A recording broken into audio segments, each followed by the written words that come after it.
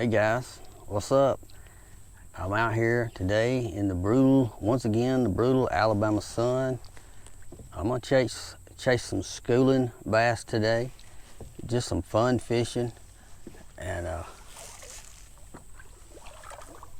hopefully we can get a hold of a big one or two. I want to chase some schooling fish for a little while, and I want to go back out in the deeper water and throw maybe a big Texas rig worm and hopefully get a bite. But I know for sure I want to try to catch a few schoolies before I try that, just for fun. So anyway, stick around. We'll be right back. I'll see you when we get started.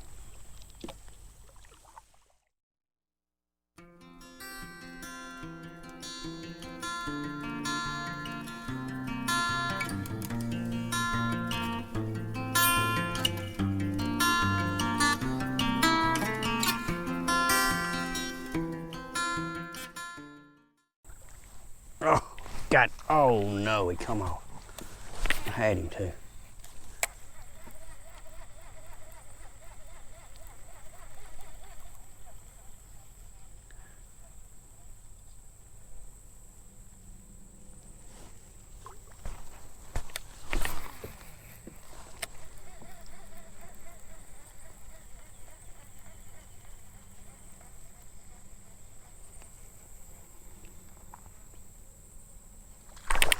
Oh, at the boat. He got it right at the boat. Chased it to me. Get up in here, big. Oh, he threw it out and hung me up in my own equipment. Where's it at? That's what you get for messing with them. They'll pay you back. Let me show you what I'm using right quick. It's a swim bait. I believe this is a Storm. It's got a molded head, soft plastic body, paddle tail, gives it that action.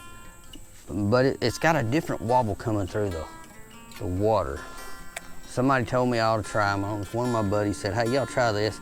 So I picked one up, and it looks different coming through the water. It's different than a fluke darting side to side. It's kind of like a lazy wobble, and your speed will dictate what kind of action and everything it's going to have. But it's really neat to watch. You can speed it up, slow it down.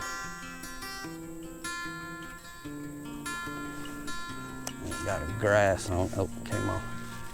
And I'm back. These fish, they had these shad pushed back in this pocket. I thought they'd be a little farther out, but they are up almost in the bank. So a lot of activity, as I noticed, coming in here. I want this thing to make a little noise every now and then, bust the surface, and that way they can key in on it.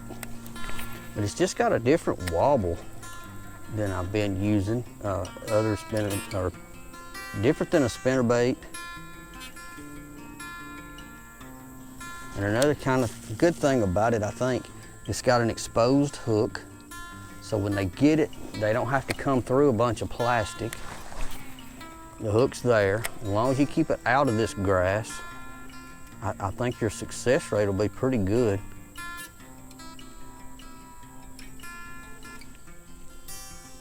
I may have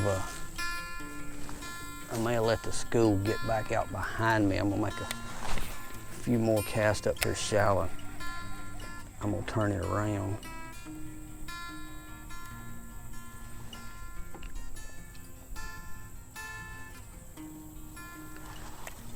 Get a couple more in the back.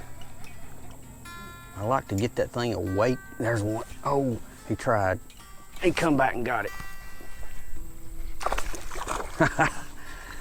I'm kind of waking it every now and then to let them know it's there, and then the bait does the rest. That is a pretty neat little get up. Where you at, buddy? Oh, he wants to fend me. Or not fend me, but stick me. All right. All right, that's not a monster, but it's a start, and my little bait works.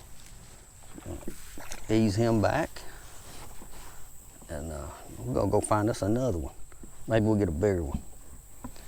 I have seen some tremendous waves, and I don't know where the school is gone right now. That fish was in the grass. So these fish are just staged up in this grass. Some of them are actually physically following the schools. You can see on your depth finder as you come across the open pocket, you can see the balls of shad, just big, huge balls with fish under them. Those fish under them are bass. There is no doubt. And it's like when they get these fish up in these little shallow pockets like this, those shad got nowhere to go but up. They can't escape down to the bottom, and it's like smorgasbord. It's time to eat. And I think I paddled right up in the middle of them. So they may have went down for a few minutes.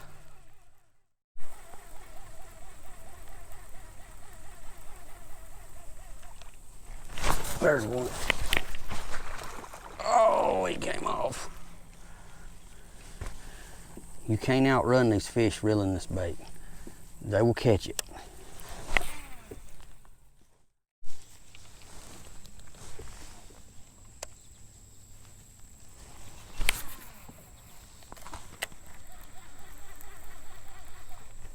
There we go. Went to a new place I'd never been. Got me one on the first cast. Oh, and he is not real happy about my little stinger. There we go. About the same size as the other one, not a monster. On my little bait. Oh, an acrobat.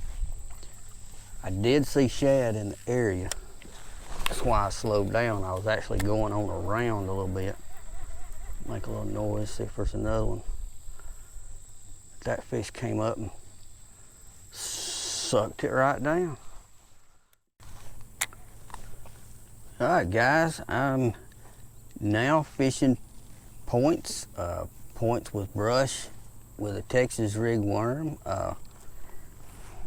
While I had my camera off, I fished some more of my different points with a big 12-inch. That is massive, that's huge. Big worm, hoping for the big bite today, and I ended up catching, or not catching, but I've gotten 3 bites so far. They both stripped the worm completely off the hook, and one of them actually bit the worm in half. That usually doesn't happen with a big, huge worm like that. Just my luck. They weren't getting the head of the worm, so they never got the hook, I don't think. Felt good for just a second, really hard bite, but I decided I'd quit losing worms if all they were gonna do. Sometimes they get in that, where they grab the tail of the worm, and you don't catch them. They'll bite the end off or something, but to have them bite half of a 12-inch worm in half, well, that's not something I'm used to. Right now, oh, I was in a brush, and I either broke the brush off. I did. I broke the stick that I was hung on. So, back in business. But I've gone to a cream, I think it's an 8-inch green pumpkin Texas rig worm. Had a bite just before I decided to turn the camera back on, and I think that might have been a brim bite, but because it real hard and fast, and it was gone.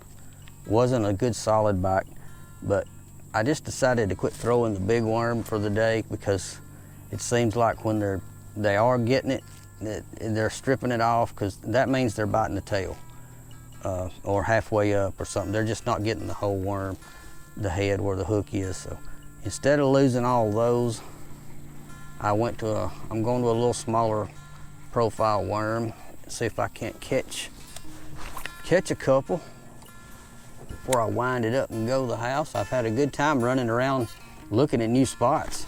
I've never really been on all over this whole lake where I'm at, and so I did a lot of exploring and looking, and that'll help me out later. But my worm bites that I got that pulled that worm off, they were all on different points. So I know my guess was right.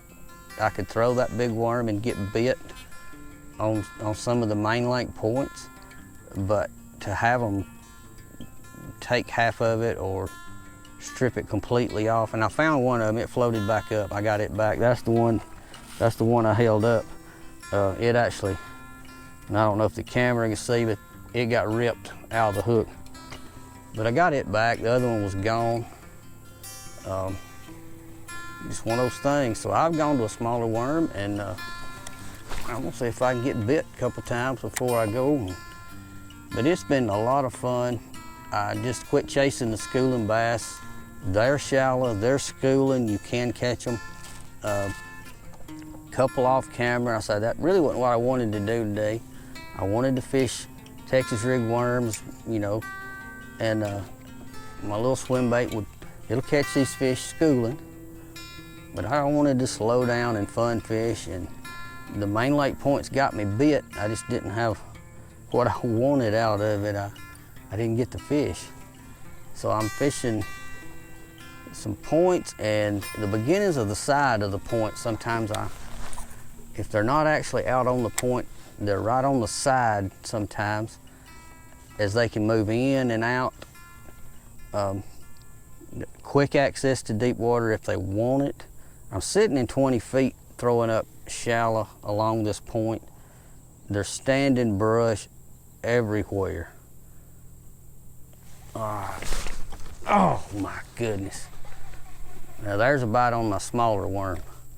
He didn't take it, but I didn't get him. I think he was over a tree, but he definitely hit it, and I don't think that was a brim, so maybe we're in the right spot here. I'm gonna move around a little bit before I leave, try to hit 3 or 4 or 5 points, and just try to see how they're acting with a smaller bait. It's been fun, but you never quit learning. Always look for, if they're doing something, can I scale down is what I'm after. Can I scale down instead of the big worm? Those bites came directly off the bottom, and I'm wondering if I can scale down and put a fish in the boat rather than going back to the swim bait or a fast moving bait. As I'm fishing an area that has a lot of brush. The Texas rig worm will come through that brush most of the time.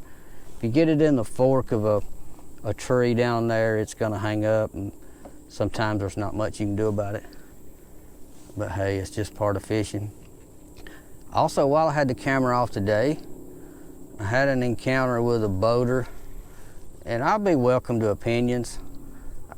As you can see, I fish out of a kayak, and well, let me start over. I watched this guy put his boat in the lake earlier today, and this particular lake I'm on has a nice ramp. It has a little fishing pier beside it, or place to launch your boat, whatever you may want to use it for. It's there for the public. There was an older couple fishing on the fishing pier or the boat dock, whatever it is. They were fishing, they were set up, enjoying themselves. And this guy, and I watched while I was rigging my boat out, getting ready to go. I watched him launch his boat and then drive around to the little dock where the older couple were obviously fishing and had all their stuff out, having a good time. And I couldn't hear what was being said, but you could see by the reaction of both parties that he probably wasn't being very nice. He threw his arms up in the air like the people were just in his way, and you know, maybe they were. Maybe that dock's not intended for people to fish off above, but there's no reason that he should have pulled up and ruined their fishing spot for the day. he could have easily just pulled up on the bank and got out and parked his truck and been just as well off. You'll know if you watch enough of my videos, I have a lot of respect for the elderly. I have respect for our game wardens who I have talked to today as well. He stopped and checked me. Everything's good. I did watch him go down and check the rude guy after he left me, so who knows. Hopefully he was up to date on everything. But I don't tolerate rudeness to elders. I don't disrespect bank fishermen. I am no better just because I get to float on the water than anybody fishing on the bank. And I give them space and let them enjoy their day like I hope people will let me enjoy mine. So, you know, I don't wish him to get a ticket, but if he did, it might be karma coming back. Who knows?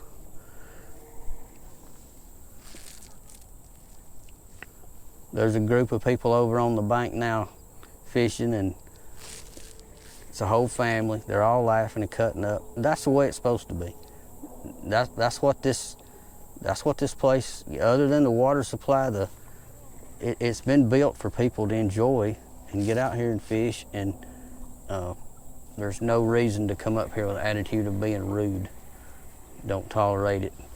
Certainly don't participate in that kind of stuff myself, but to each his own. If you got a comment on that, love to hear it. It doesn't matter if you agree with me. Comments are great. The open discussion is for civilized people, so as long as you're civilized, I'll be civilized, and I won't have to block you or delete you or nothing. But I'm always interested in what people have to say, whether it's about that. If you got a comment on anything else, you don't like the color of my boat, shoot, just tell me. Everything's good. But those comments are there for a reason. If you got anything you'd like to say hi, say hi. Love to have it. I told some kayakers out here today I didn't know, never seen them before. We got to talking, and you know, I let them know, hey, if I'm ever out here fishing, my boat's easy to spot. It's real bright colored. I said, come on over and see me, sit down and talk. I said, it will not bother me a bit. If I got anything that they're hitting, I'll be glad to share it with you if I got another one. And because I think they were new to kayaking, and you know, maybe I made a friend. There's one. Pretty good fish.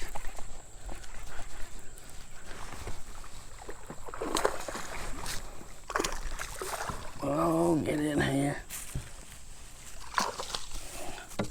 Ain't near as big as he pulled. My goodness. All right, buddy. Where is my hook? In the net, of course. They always got to tangle something up.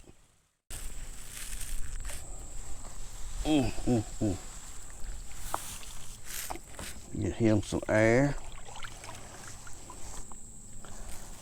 Right, there he is.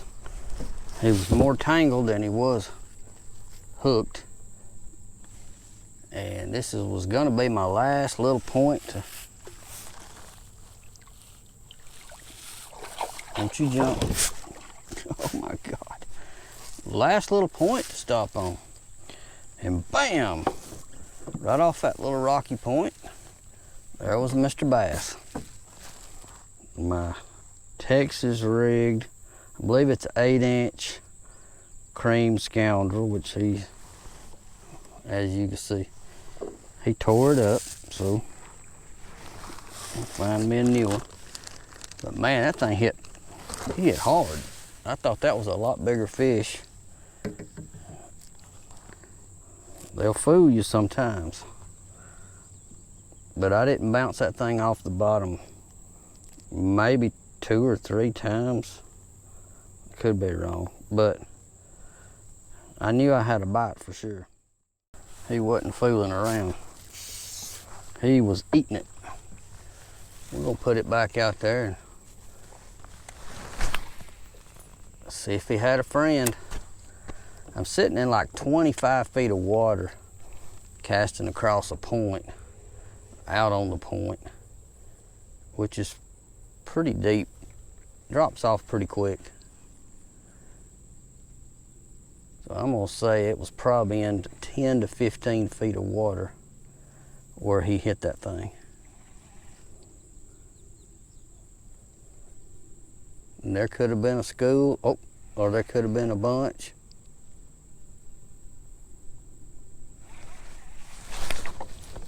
And we got another one. Man, they're strong. Oh no, he has tangled himself up.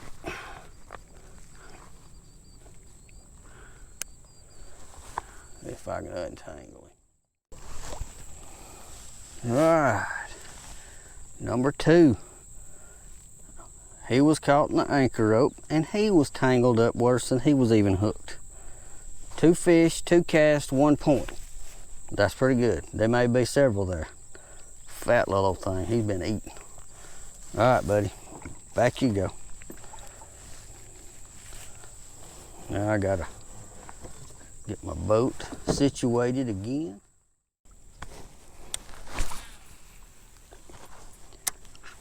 Other than this being a point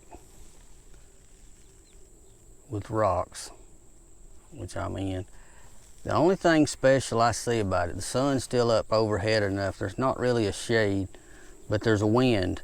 There's a little windbreak the edge of this point makes. And it seems like my bite's getting to where you get a little slack water versus rippled water. They seem to be in the area that divides where that little windbreak is. Keep that in mind as you're fishing points. Those windbreaks or run-ins coming in, anything that divides one part of water for another, muddy water to clean water, cool water to warm water, always fish them. And a lot of times they're gonna be on one side or the other or right in that little boundary zone.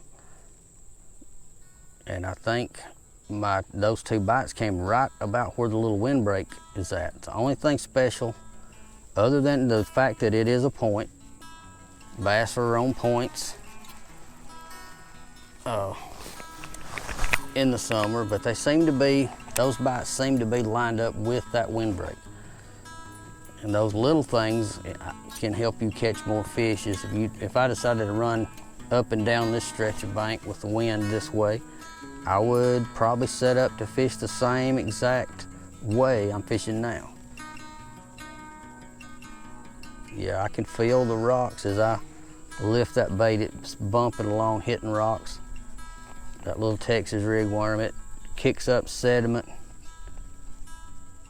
And you can feel that rough bottom. That weight clanging along on that bottom makes a little noise.